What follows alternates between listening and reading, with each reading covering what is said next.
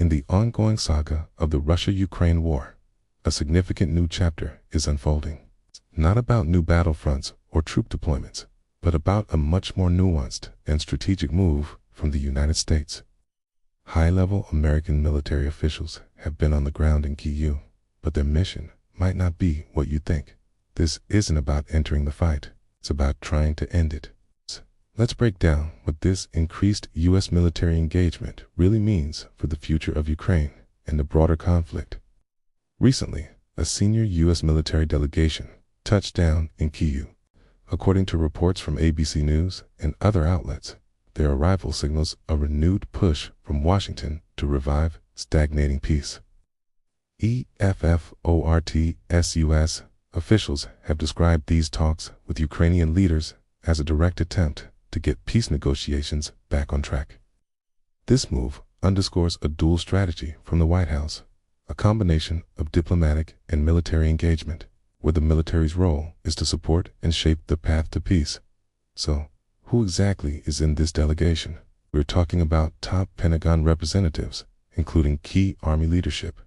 Their discussions with Ukrainian counterparts are reportedly focused on several critical areas. CBS News highlights conversations about military technology, assessing Ukraine's current and future capability needs, and coordinating on peace initiatives. This includes deep dives into specific technologies, like the use of drones, which have been a game changer on the battlefield, and how to structure broader security cooperation moving forward. It's a very hands-on approach aimed at understanding the realities on the ground to better inform strategic decisions back in Washington. Multiple reports confirm that these U.S. commanders are in Ukraine specifically to discuss ending the war and planning the next steps. This is a crucial distinction. Their presence is part of a diplomatic mission, not a combat one. They are there to talk, to strategize, and to help pave the way for a potential resolution. This highlights a sophisticated form of military statecraft, where generals and strategists are using their expertise not to wage war, but to build a framework for a lasting peace. One of the most significant developments tied to these talks is the offer of a U.S. security guarantee. The Associated Press reports that the United States has proposed a 15-year security guarantee to Ukraine as a core component of potential peace negotiations. This isn't just a vague promise, it's a long-term strategic commitment tied to concrete military and defense support. Ukrainian President Volodymyr Zelensky has confirmed that these negotiations are ongoing, with Washington's backing for these security assurances being a key element.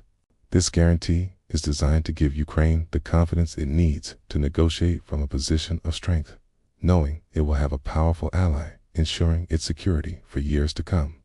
To fully understand the significance of these recent visits, we need to place them in the context of the broader U.S. military engagement with Ukraine since the conflict began.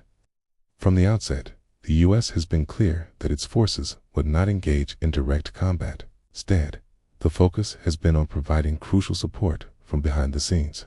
A central part of this effort is the Security Assistance Group Ukraine, or SAGU.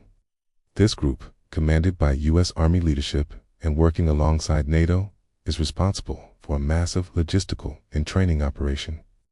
The SAGU's mission is multifaceted, coordinates the delivery of billions of dollars in military aid, ensuring that weapons, ammunition, and equipment get to where they are needed most. It also provides extensive training for Ukrainian forces on advanced Western military systems, from artillery to air defense. This training doesn't happen in Ukraine itself, but in neighboring allied countries.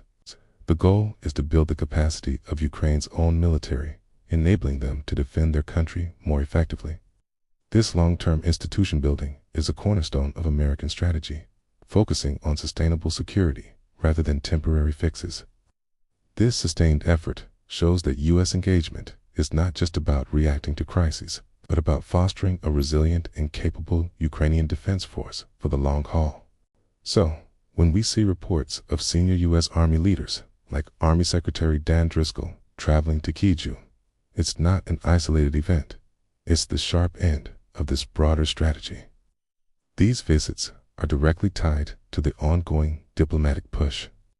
They are there to discuss the tangible aspects of a peace plan, including the sharing of military technology and how a U.S.-backed peace framework might look in practice.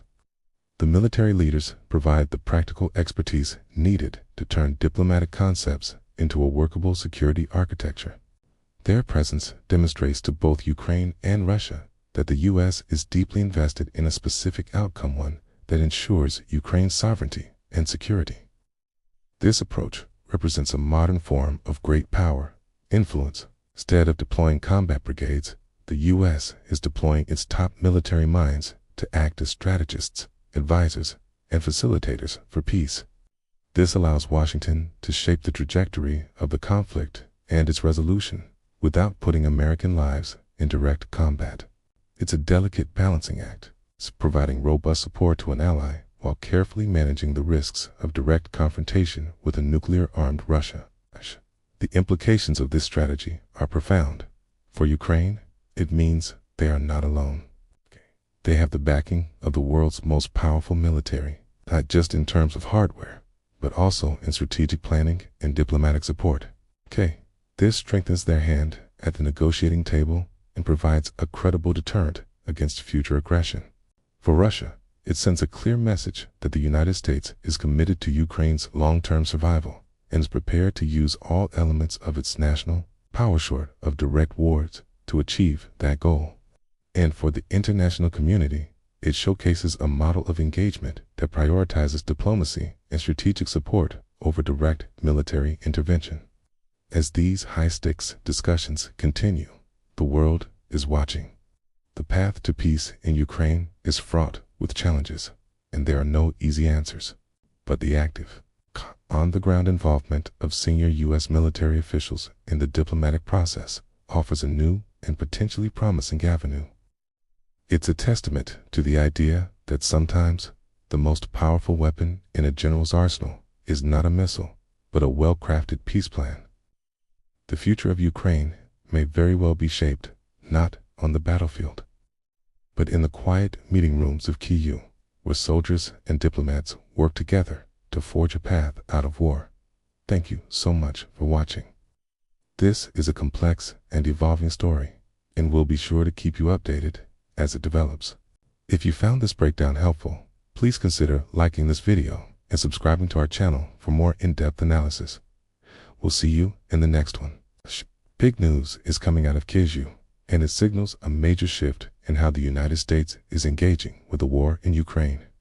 We're seeing a significant increase in high-level American military presence on the ground, but it's not what you might think. This isn't about sending troops into combat. It's about diplomacy, strategy, and pushing for peace. Just recently, a senior U.S. military delegation touched down in Kyiv, according to reports from ABC News and other outlets. Their mission is clear: to reignite stalled peace negotiations and work hand-in-hand with Ukrainian leaders to find a way to end this devastating conflict. This is a powerful signal from Washington, showing that they are deeply committed to finding a diplomatic solution. And they're putting their top military minds on the task. So, who exactly is in these delegations? We're talking about top Pentagon officials, including senior Army leadership. CBS News reported that these representatives are there to discuss Ukraine's immediate and future needs. The conversations are detailed, covering everything from advanced military technology and the effective use of drones to broader security cooperation. It's a comprehensive approach, looking not just at the current battlefield, but also at how to build a secure and stable future for Ukraine. Multiple sources, including news, have confirmed that U.S. commanders are in Kyiv specifically for talks on ending the hostilities. Their role is to help plan the next steps, combining military expertise with diplomatic objectives. This highlights a crucial aspect of the American strategy, using military engagement as a tool for peace, not just for war. The focus is on strategy, support, and finding a sustainable resolution. One of the most significant developments in these talks is a major offer from the United States. According to the Associated Press, Washington has proposed a 15-year security guarantee to Ukraine. This is a massive strategic commitment, tying America's military and defense support to Ukraine's long-term security as part of a potential peace deal. Ukrainian President Volodymyr Zelensky has confirmed that these negotiations are ongoing, with strong backing from Washington for these security assurances. This guarantee could be a game changer, providing Ukraine with the confidence and backing it needs to negotiate from a position of strength and secure a lasting peace. Now, to understand the full picture, we need to look at the broader context of U.S. military engagement with Ukraine since the start of the conflict. This isn't a sudden development, but rather an evolution of a long-standing partnership. American forces have been playing a crucial non-combat role all along, primarily through extensive training and assistance programs. Key part of this is the Security Assistance Group Ukraine, or SAGU. This group, often operating from bases in Europe, coordinates the massive logistical effort of getting military aid to Ukrainian forces. It's commanded by U.S. Army leadership and works closely with a parallel NATO mission. Together, they provide essential training, help with equipment, maintenance, and ensure that the flow of supplies is constant and effective.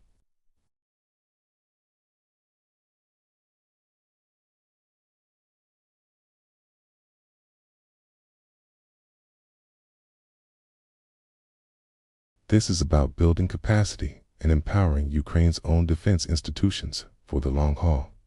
These recent high-level visits are directly linked to these ongoing efforts. When you see reports of senior U.S. Army leaders, like Army Secretary Dan Driscoll, traveling to Kyiv, it's not just a photo op. These visits are strategic moves to push the peace process forward. They are there to have direct, face-to-face conversations about sharing military technology, coordinating strategy, and shaping the details of a U.S.-backed peace plan. This approach intertwines military support with diplomatic initiatives, showing that the path to peace requires both strength and dialogue. So, what does this all mean? It shows a multifaceted U.S. strategy that is both robust and nuanced. On one hand, the commitment to arming and training Ukrainian forces remains ironclad. The logistical and support networks are stronger than ever, ensuring Ukraine can defend itself. On the other hand, there is a clear and intensified push for diplomatic resolution. The presence of top U.S. military leaders in Kyiv, discussing peace terms and security guarantees, demonstrates that the ultimate goal is to end the war. This isn't about an American military intervention in the traditional sense.